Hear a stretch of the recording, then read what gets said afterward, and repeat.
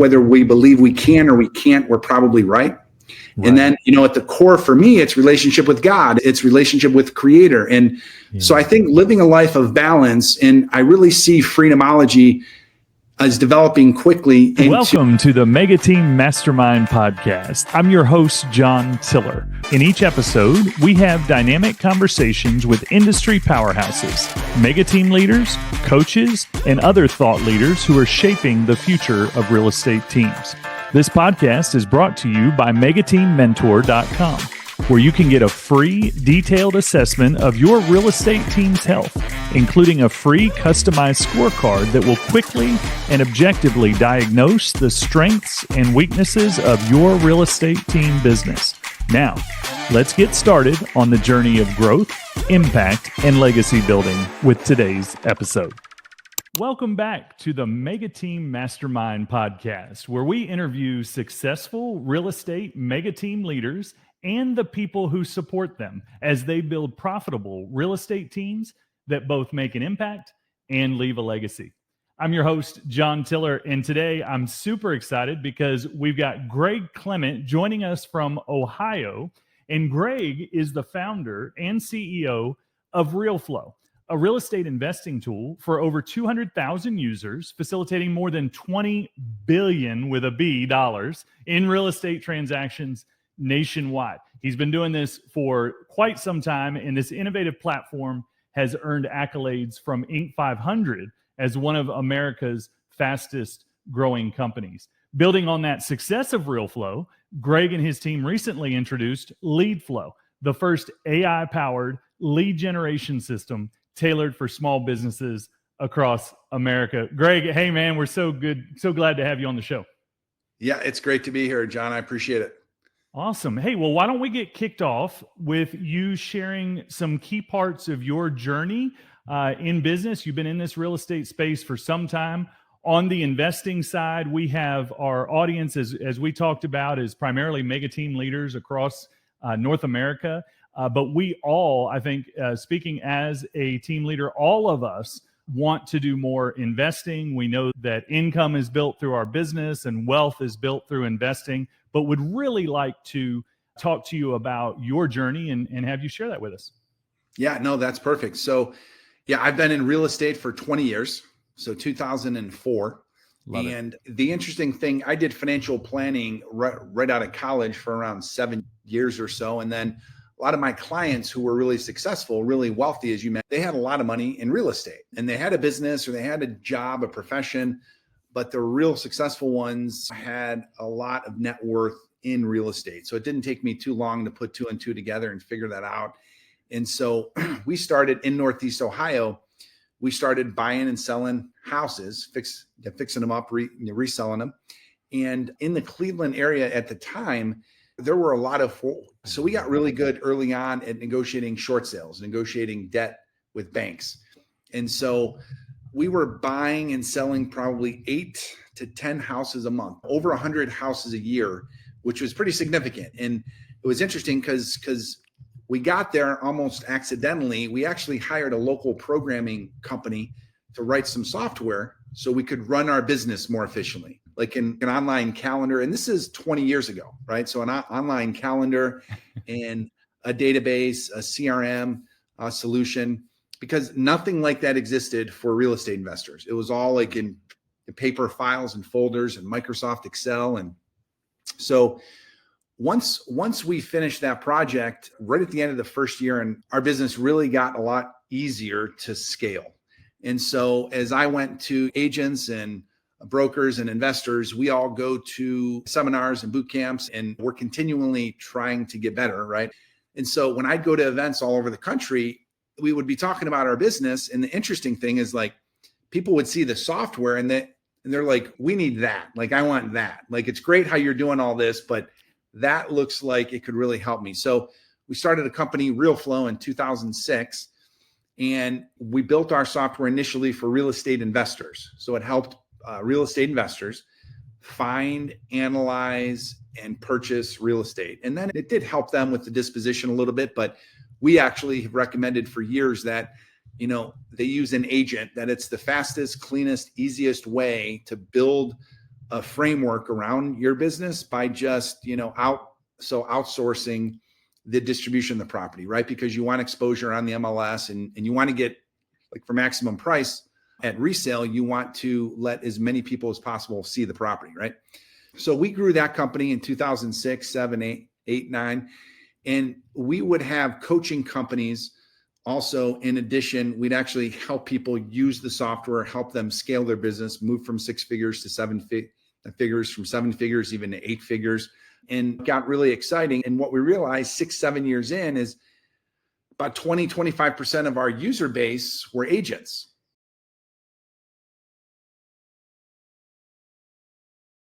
So we're actually licensed agents. So yeah, they were investors and they were using our stuff to run their real estate investing business, but they were also agents using our software to run their agent business.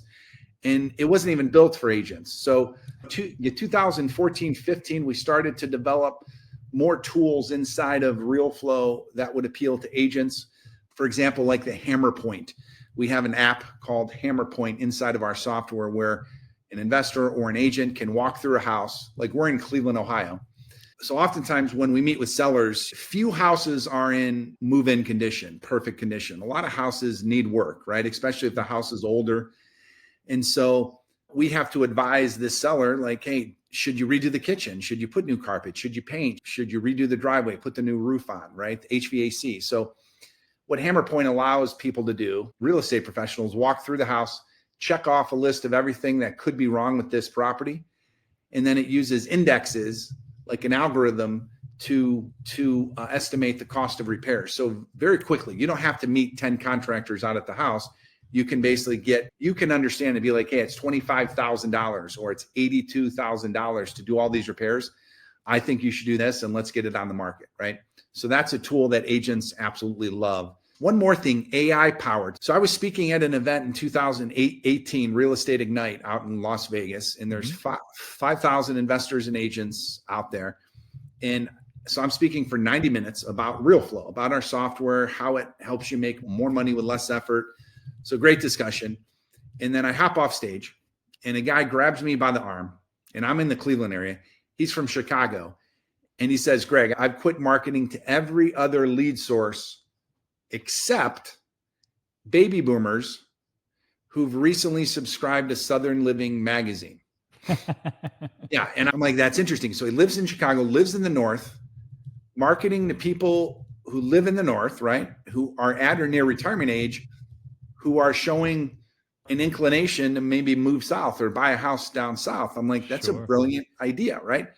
So on the way home, from Vegas, I'm thinking of all the propensities, we call them now, all the propensities that trigger people to want to sell their property. And I came up with dozens of them just because I had been in the business up at this point for almost 15 years. And to get back to the office, one of my partners at RealFlow, Joe Singleton, was one of the founders of insurance.com. He was the CTO. So really self-described nerd, and especially data nerd. And so he's like, we're having this conversation. He picks up the phone. He calls a buddy of his, a mathematician. And fast forward 9 months, and we used AI, so specifically machine learning, to develop what's called a genetic algorithm that measures propensity to sell for almost every property in America. So we literally put a score, like a credit score, just like a bank would use a credit score to, evaluate risk. So just like a bank would use that score to evaluate risk, we assigned a score based on its likelihood to sell in the next 90 days. So we use data. We don't these decisions we're finding happen long before they reach out to an agent or before they call an investor to buy their property. It has to do with life experiences. It has to do with the age of their kids, the age of the house, the age of the development. Our neighbors down the street moving out. How about the next door neighbor? Did they both move in together and one of them retires and moves to Florida? Well, the propensity for that neighbor who stuck around, that is suddenly increased, right? I think there are some logical things, like a person 2-income household and one person loses their job. So we have that data. And then there's divorces, right? There's a situation when somebody dies or a disability or divorce, that will trigger it. But what our data data was able to show is like really dig in and see the timeline. Like when somebody passes away, a lot of investors will be aggressive with that, whoever inherited the house, and sort of be pushy and, overkill. Well, it's actually 8 to 9 months is when you want to start reaching out to that property owner. Like it's not that month or it's not the next month. And so the timing really does matter. Like in real estate, we say location matters, but we really believe timing is everything. And you want to reach out to them right as they're making the decision to think about selling the property to establish that relationship. So what we did is we took this data product, we launched it in real estate in 2019. And what we noticed is that at the highest scores, so if you think of it this way, the average score is a 500. That is average propensity to sell. A 600 is higher than 500. So it's got a greater, so it's about a 2-to-1 ratio, 200% more likely to sell. By the time we get to 8 and 900, we're talking 17, 18 times greater likelihood to sell that property, which is significant. If we have a limited marketing budget and we're hitting only these few thousand prospects, then you have your high ROI list. Yeah, exactly. We're able to use data intelligently. Obviously, AI has blown up the past few years with Midjourney, ChatGPT, Claude, all these incredible AI tools. But so when we launched this in 2019 in real estate for our investors, so again, we noticed a lot of agents were using the product to generate leads for their agent business, for listings primarily. And I think with the NAR settlement and what's happened recently in the past year or so, it's become increasingly important to find new listing opportunities. So we launched LeadFlow officially at the beginning of this year, leadflow.com, and that lets an agent set up an individual account or a team set up a team account. But it's just an incredibly useful data tool. It's got integrated direct mail engine. You can skip trace the leads right there in the software. So it really gives you the data, but then it also gives you the ability to use the data. A lot of investors are taking the data and then they're marketing on Facebook. So they're building a custom audience and then they're creating a simple marketing ad campaign on Facebook. And instead of paying Facebook to show that ad to everyone in their region, they're saying only show this to people who score this level or higher. So it dramatically cuts down their advertising costs and increases their rate of return. That makes perfect sense. Now, from 2004, doing short sales yourself to now owning 2 leading technology platforms, there's been a lot of growth in that time. Clearly, you're on to something and stayed innovative with technology, stayed on the leading edge of technology, tried to identify things in the market that other people aren't offering, and you've offered that. Tell us about your business as a leader today. Tell us about your current business details, including your role, what you do, and then what everyone else in the organization does, and what the structure of that organization looks like from a leadership standpoint. So today, Joe, I mentioned Joe's name a few minutes ago. He's the president and COO of RealFlow. So I believe in like Ikigai, this Japanese concept of what are you good at or what are you great at? What do you like to do? What do you love to do? What does the world need or what is it starving for? And if you can develop a path, a career around your Ikigai, then that's a beautiful thing. So for me, I used to actually believe that this is going to sound crazy. Real estate never grabbed me as my Ikigai. I never thought like I was born to be in real estate. And so I think a lot of us can confuse. We talk about purpose and mission in life and what are we here for? Like, what is the meaning of life? Well, I believe the meaning of life is that there's meaning in life, in living, in loving, in experiencing the world with people we care about. And so I've realized that my Ikigai is creating. Like I'm a creator. So I don't care if it's RealFlow or LeadFlow or Freedomology or my family farm. Like we have multiple businesses. But I realized that I like to innovate and create new things. I like to research. I like to stay on the cutting edge of technology and then think of how that technology could help or hurt the people that I care about. And then how do we develop something that makes the world a better place? And so I think from a leadership perspective, I used to think like retirement. So I used to be inundated or infatuated, I should say, with financial freedom. This idea like, we're going to have this big pot at the end of the rainbow. I'm going to reach a point in my life where I can retire and basically do what I want. And so fortunately for me, that income level, that happened to me, probably 15, 16 years ago. I was able to do that. However, I'm like, you know what? I think the goal is to do something that you don't have to retire from. You don't have to walk away from, right? Because you enjoy it so much. Again, for me, it's creating. So I built my team in a traditional business sense. Our tech teams, we have a development team. Okay. So we have a CTO, a leader in that position. And I'm like a non-techie tech CEO. I do not know how to code or program, but I have a vision for what software should do, what technology should do. And then you give your team that vision, and then you let them actually come up or create solutions to use the gifts that God gave to them, right? And then we have a marketing team, we have a customer support team. So I believe that business it follows, I call it like a P4 framework. I'm not sure if you've ever heard me talk about this before, but essentially business is not that complicated. It's people, okay? It's product, and it's a process. And then it's back to people, product, or process. So if you're struggling, if you can't scale, if you can't grow your net worth or your business revenue, it's an issue with one of these three things. It's a people problem, a product problem, or a process problem. And so I'm going to use my family farm as an example. So I'll tell you a quick story. So we're in Brunswick, Ohio. So mapleside.com. It's one of the biggest agritourism operations in the country. I'm actually sitting here right now. We built a house right behind me, an apple orchard with 4,000 apple trees. So it's a super beautiful environment. And we bought the farm 15 years ago. It was in foreclosure. And we sort of saved it from becoming a housing development. And because a developer would think the highest and best use of this place is a development, when you see this place, it's not. It's been a family farm for 200 years. It's at the highest point in the county. You look down in the valley, and it's just incredible sunsets, very authentic. You're stepping back in time when you visit our farm.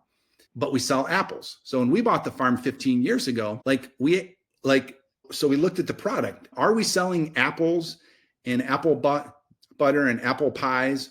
Or is there something deeper? That's on the surface. The product we were selling was an experience to allow people to come here in the summer and watch a concert. So yeah, we're selling beer and wine and cheese and hot dogs and hamburgers during the concerts. That's a product. It's a revenue driver.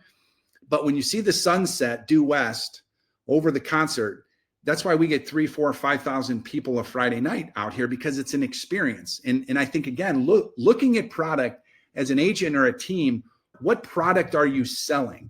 You're not just helping someone sell their property. You're really solving a real estate related problem for many people that has become financially and emotionally draining. And we know psychologically that if you can help people define a problem better than they can, they automatically assume you have the solution. So I think we should, as business owners, as entrepreneurs, just think about this P4 framework, like people, product, process. And then what sits in the middle is a word that entrepreneurs hate, but it's problems.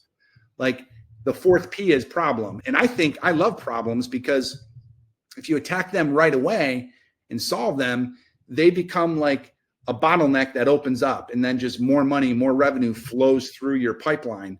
And that's what we're trying to build as an agent, an investor. We're trying to build companies that matter, that can produce a lot of income for us, a lot of net worth for us, a lot of independence, so we can make an impact. Man, there's so many golden nuggets of wisdom in all of that. I think this is where we hit rewind and replay that whole story about the P4 framework: people, product, process, and problems, and embracing problems.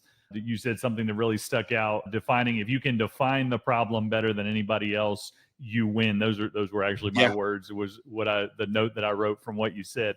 And so true. So on the leadership side, you're a creator. That's what you figured out as your superpower. This is the thing that you do. You're a non-tech guy, right? And a leader who can envision how tech can help others. But then there comes execution, right? And so clearly you're a great communicator. I'm sure you defined your team. I'm sure you kind of played with this P4 concept first on your team. Yeah. Do you have with your partner who you mentioned, Joe, is somebody else responsible for the entire organization, or how many direct reports do you have in the organization? And how did you learn to get there? Yeah. Joe's skill set, he's more analytical than I am. He's more technical. And me, I personally hate spreadsheets. I'm more a creator. Like I'm not an artist, I stink with the paint and brush, or I'm not a good musician or anything like that. But that's my kindred spirit, if you will. Like, like I create ideas, inventions, mental inventions, I call them. And so I think you just have to find somebody that complements, again, your unique abilities, your ikigai. His ikigai is completely different than mine. However, we both think at a high level.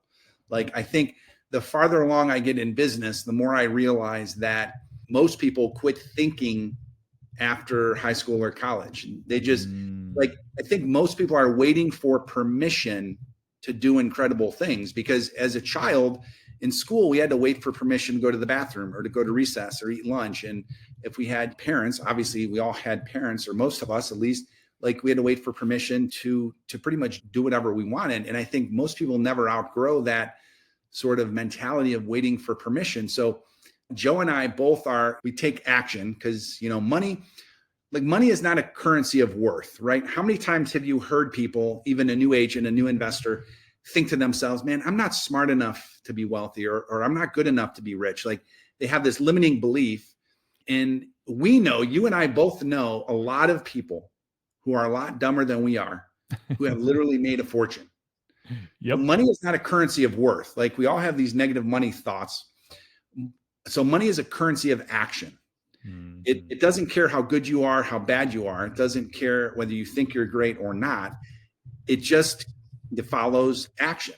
And so I think within our companies, we try to create that sort of entrepreneurial mindset of essentially entrepreneurs, right? So there's the entrepreneurial mindset, and then there's the entrepreneurial mindset, like somebody within an organization that thinks and acts like an entrepreneur, that has the freedom to make mistakes. Because I made a ton of mistakes. We're talking about my successful businesses, but if we go back 20 years before real estate, I started a flooring company that used acid to microscopically etch like ceramic floors and concrete floors. And we actually messed up a lot of floors in that process. And so I'm like, man, I just didn't believe in the product once I realized how it was actually working. And so I think in business, you have to continuously take action, but you got to, right? So back to P4, you got to always just ask, how are my people doing? And is it a people issue, a product issue, a process issue? And sometimes it's all three. Sometimes you'll need to hire a new team member. So my good friend, Ben Hardy, wrote a book, Who, Not How, a few years ago. Yes. Great book. Because a lot of entrepreneurs think like, man, how do I do this? How do I grow? How do I start marketing online with paid traffic? How do I? And it's not how, it's who. Because there's that question you're asking, somebody's already an expert at it. So find that person. And so that's what we try to do in our companies, is we try to find A players, even if we don't need them right now. We get them on the team, and they might be in the wrong role for a brief time until we figure out what their ikigai is, and then we unleash them. I love that. So how many direct reports do you have at each company? So we have, at RealFlow, Joe reports to me. So one. So my biggest company would be RealFlow LeadFlow. That's sort of tech company. Joe reports to me, but then I actively, and everybody else, all the C-level executive team, the CMO, the CTO, the director of customer support, the CBDO, we have a director of business development. Everyone else reports to Joe, and he manages them, but I definitely interact with them. Like I have a good relationship with all of them. It's not like I'm the distant CEO that never shows up, and I'm active in the management, but not overly. I let Joe do what he's good at. I help with new product ideas and refine processes, So that's that. So then if we move to the farm, if we move to the family farm, we have 4 full-time, like seasonal, so then if we look at the farm, so I have 4 full-time individuals who all sort of report to me and my wife. And then we go up to 150 seasonal employees in the, during the season, the summer and the fall.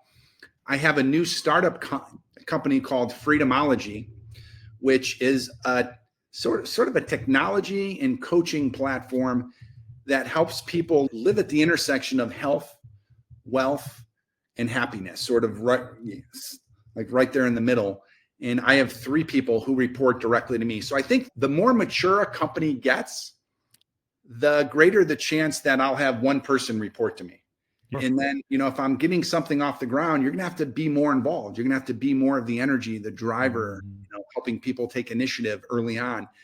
That means more people will report to me because I want to be more hands-on in that company.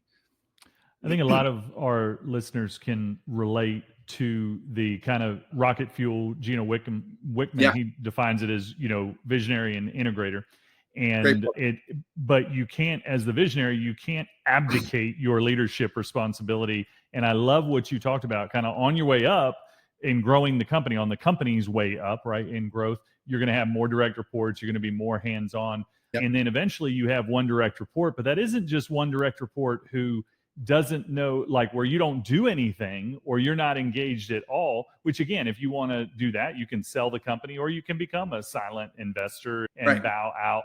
But you, like you said, retirement looks different for those of us who understand the value of life to be in enjoying our work, right? And having a chance to have health, wealth, and happiness, that the investment that you can make in your larger companies, you know what those lanes are. You and Joe have defined what those are and you stay involved. I've met so many team leaders who are kind of earn the right to hire in an integrator and then they check out and go start the other company, but they completely abdicate their responsibility, abandon the first company, which is what got them there to start with. And certainly in this market shift, we call it the face slap, where that's been, we've kind of gotten a team leader who does that, ends up getting back involved in the business, which is actually very healthy for the business. So that's a great analogy. The word is trust there. So I love what you just said, because when Joe and I first met, going on, I think almost 15 years now, 2009,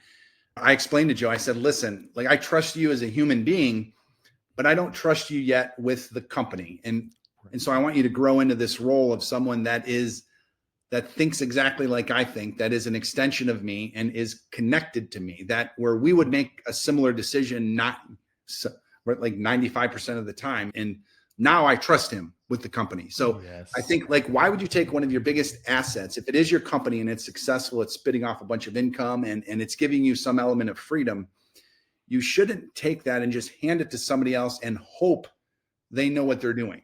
You have to trust. Not a strategy. Trust, but verify. Yeah, exactly. That's it. That's so good. So good. All right. So as leaders, one of our jobs is to prepare others for the future, right? And it's been a little bit of a bumpy couple of years and a weird couple of years because values haven't fallen yet. Transaction volume has fallen. And so for those of us who are paid on transaction volume, which is, there's entire industries that way, it has changed. So what are you forecasting? What are you telling your teams and any other platforms that you use? You do a lot of public speaking and public writing. What do you forecast for the market and your businesses over the next 12 months, your real estate businesses? Yeah, I think real estate, we have a concept that we've been working on that we've just labeled internally as like the Great Renovation. Yep. And so a very simple idea in that people will have to sell their house. Like I think many people who've locked in a sub 3% interest rate, 2.75%. So a chunk of those might not sell unless they're absolutely forced to sell. Yep. Like they don't see the grass. For them, the grass isn't greener on the other side. And that's one of the attractive things about real estate and, stepping into a new home is that, hey, we've lived here for 10, 15, 20 years, raised our kids. Let's move to somewhere else. The grass is greener effect. I think people who've locked in super low interest rates and who are, content, they might not sell until they absolutely have to. But that doesn't mean there isn't going to be a certain percentage of the population that has to sell. So I would expect real estate transactions to increase. Do I think they're going to skyrocket up? No. I think if interest rates, so I'm not anticipating interest rates dropping to anywhere near where they were pre-COVID and right at the beginning of COVID. Sure. Now, if they did, then I would reserve the right to take this prediction back, because then I think you could see a flurry of activity, maybe even more than we had 3, 4, 5 years ago. But let's say interest rates continue to inch down right? Regardless of the presidential election. And they just continue to inch down. I think we're going to normalize it slightly less than what's been normal. So if we look in the United States, anywhere between 4 and 6 million properties trade hands every year are sold. Yep. And so I know we were at that high point, like at the 6 million, even over 6 million. And then we were around 4 million. I would say around 5 million or so transactions, which I think is a healthy real estate economy. But I do think what's going to happen, if you look at the housing stock, and we have the data, we've done the research, never before have we been sitting on an older housing stock than right now. So in some counties, if you look at like Los Angeles County in California, the average house, so I should say 85% of the homes are over 50 years old in LA. Now, wow. That's a crazy thought, like, because when do people want to do some renovations, or when does the foundation start to go bad? When do all the big major mechanical things start to go bad? 20, 30 years at a time. So we're talking about houses that need significant renovations. So we have the aging of the population. We have some of the oldest housing stock in America. And we have this sort of pent up demand for people to find real estate. So I think the housing market, I would expect a lot of housing starts. I would see a lot of new homes, areas that maybe haven't been ripe for new construction are going to have to be ripe for new construction. Estimates, so anywhere from 5 to 9 million. I'm looking around 7 million new homes need to be developed just to meet the demand that we have in this country. So I think, but we're going to have that, but I just see like trillions of dollars needing to be spent inside of this great renovation. So over the next, from 2025 to 2035, there will be 45 to 50 million properties that trade hands in the next decade. So I think it's going to need agents and teams that understand how to look at an older house and advise their clients on what should be done in order to sell this property. But because as an investor, I've looked at a lot of properties on the market. I'm actually teaching real estate to my two boys, 24 and 22 years old right now. So I've been teaching them the past few years. We've done an average of 2 rehabs a year.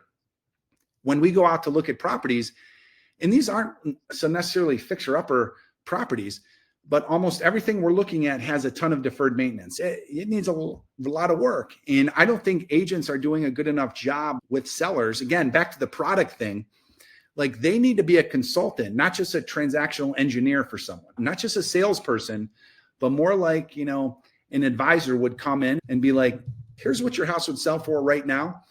And if we put $10,000 in this house, it could sell for $30,000 more. And here's why, right?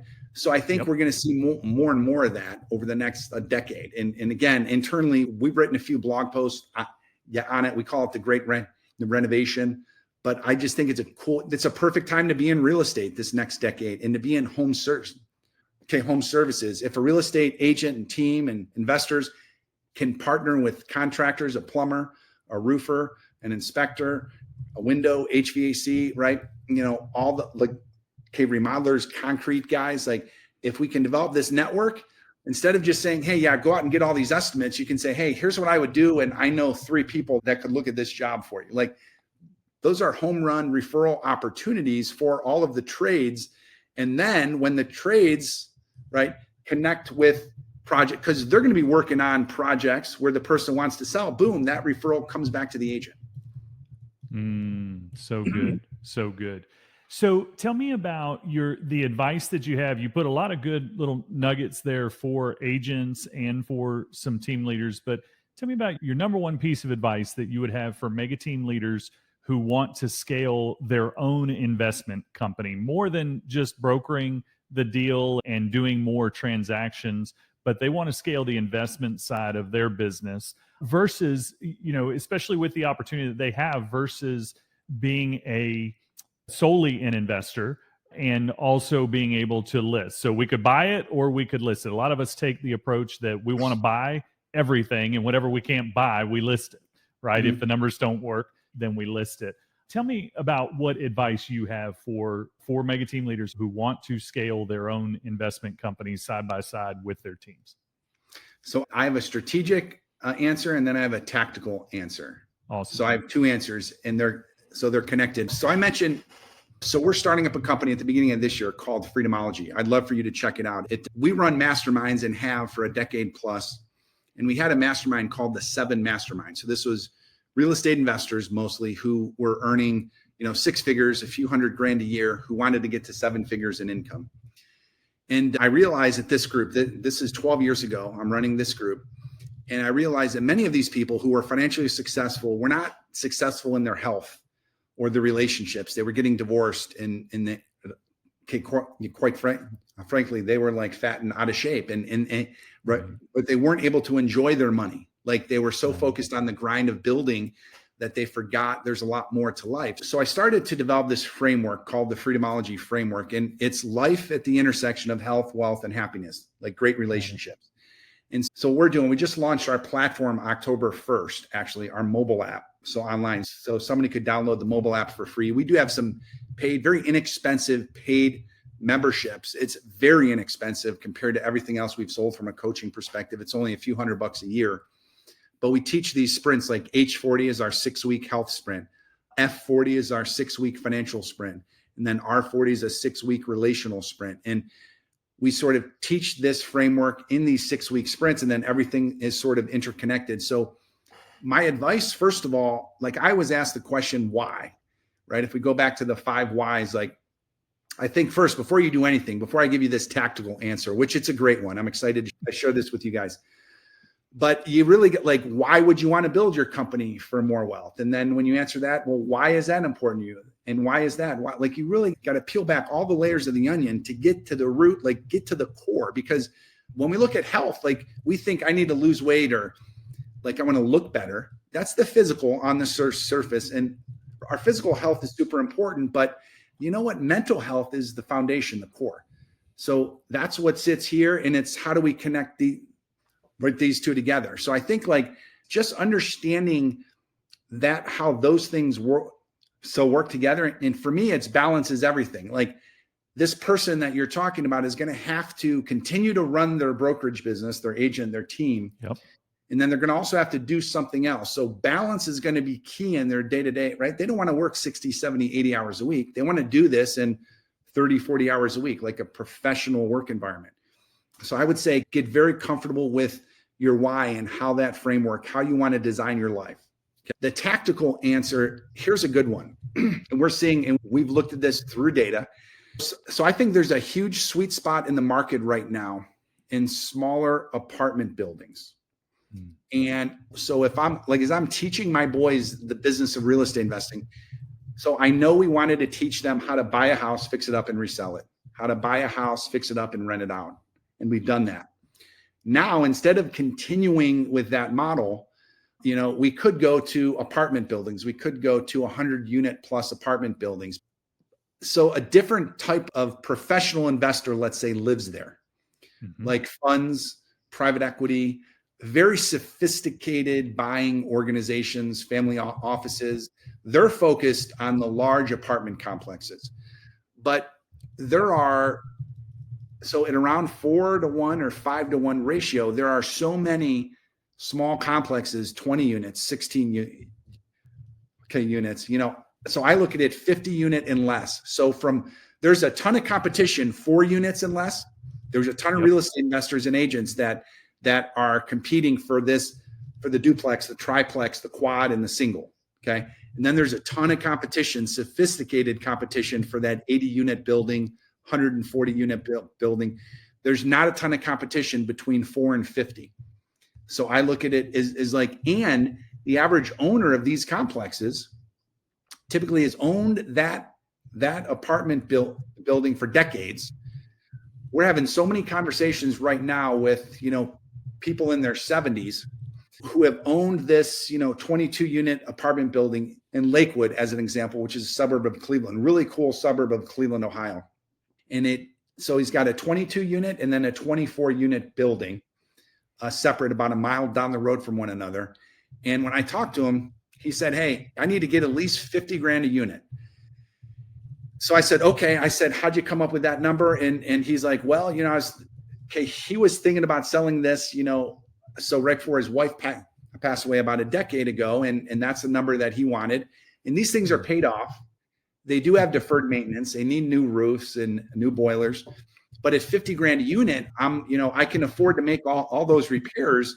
And I don't even have to bump rent up that much for this thing to have, a built-in 100% equity.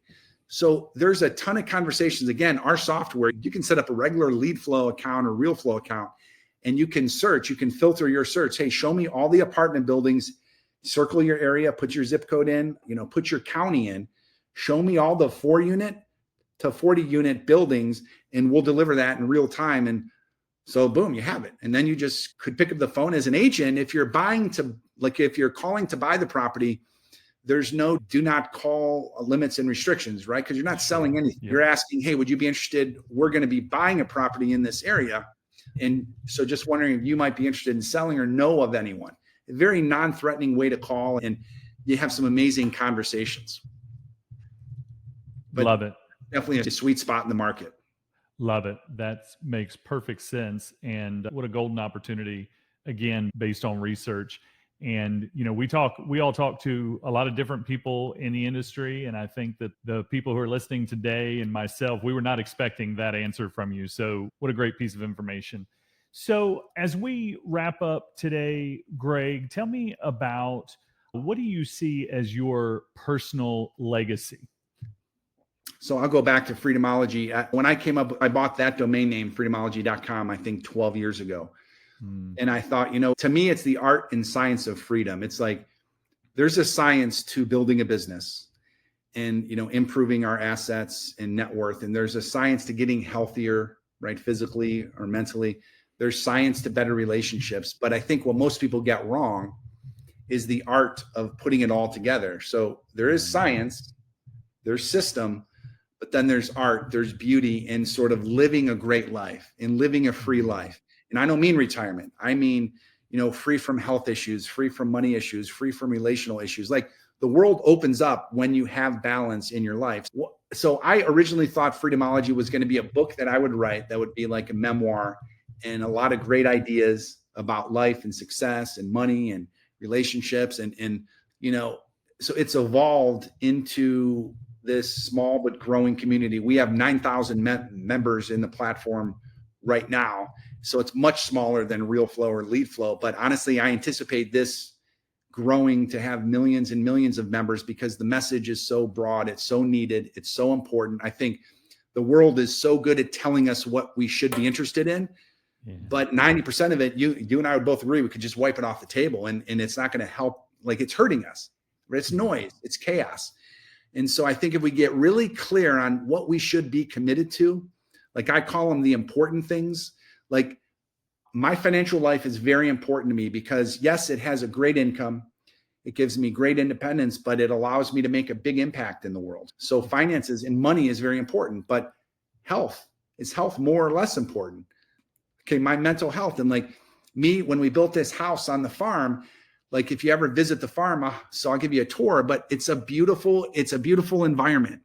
So we've created this beautiful environment, right? Because we know that our environment, like where you work, what you do, where you live, that directly impacts your mental health. It either like lessens or increases anxiety and depression and stress.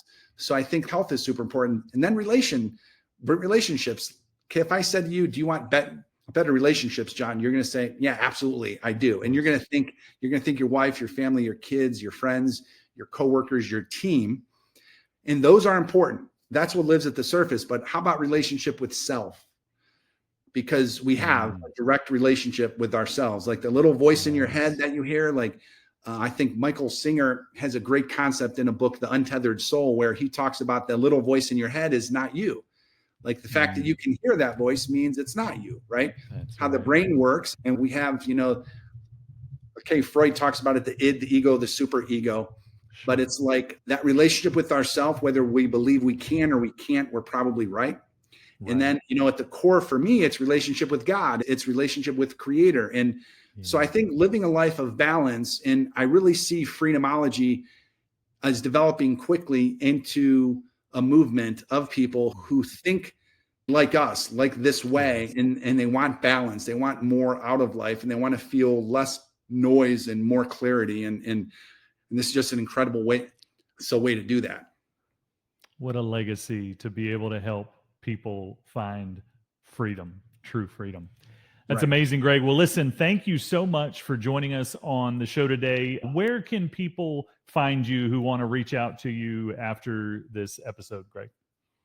Yeah. So Real Flow or Lead Flow. So if you're agent focused, I think leadflow.com, like you can, a lot of the data products that we talked about, you can access through Lead Flow, or personally, greg@freedomology.com, or just download the Freedomology app and just jump into the community, because I'm active in that community every day.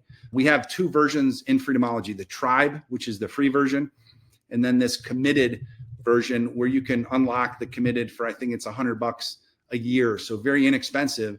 And that's where we deliver all this health sprint stuff, the financial sprint and the relational sprints, all directly through the committed program inside the mobile app. Love it. Love it. Well, Greg, super grateful for your time investment. Excited to see what you're doing with both your existing technology platforms and with Freedomology. Can't wait to see you build more legacy that way. Thanks for being on the show, Greg. And that's a wrap on another episode of the Mega Team Mastermind. I hope you found some nuggets of wisdom that you can use to leverage your real estate team to make an impact and to build a legacy.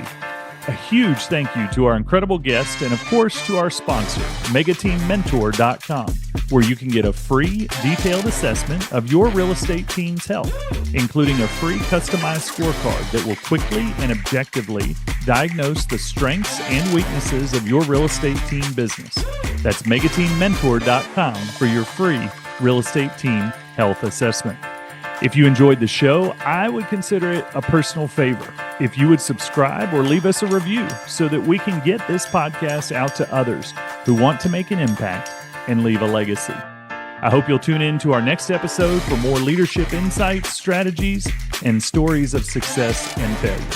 Until then, this is John Tiller, and as always, I'd like to speak an ancient blessing on you as we go. May the Lord bless you and keep you. May his face shine upon you and be gracious to you. May the Lord turn his face toward you and give you peace.